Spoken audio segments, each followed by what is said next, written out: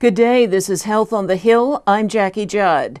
Another House Republican leader is signaling that the GOP is not going to the mat to back the proposal to replace Medicare with subsidies to purchase private insurance.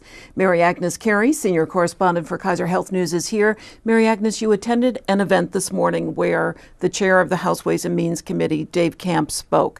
What happened? What did he say? There were a lot of questions about Paul Ryan's budget plan, in particular how it deals with Medicare and how it would handle an issue called premium support.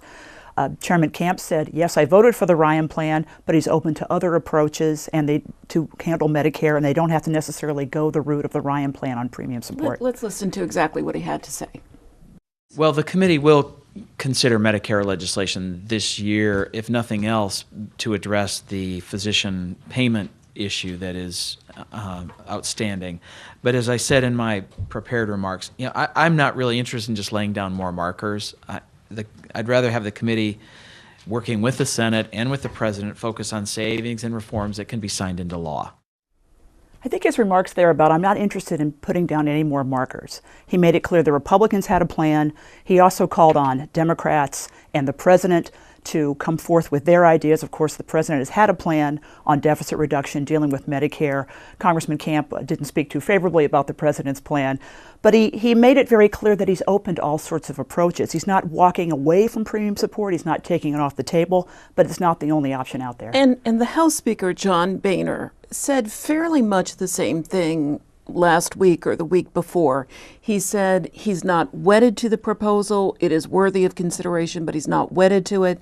Last night, the Washington Post wrote a story about Eric Cantor pretty much suggesting the same thing. Cantor's spokesperson dialed back a bit from that this morning.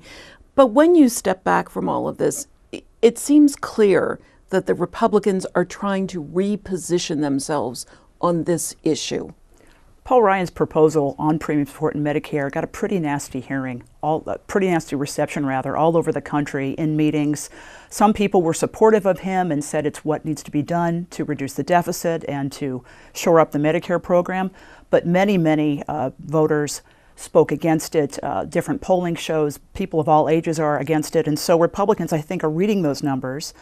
And they have to scale back, and they also want some political cover.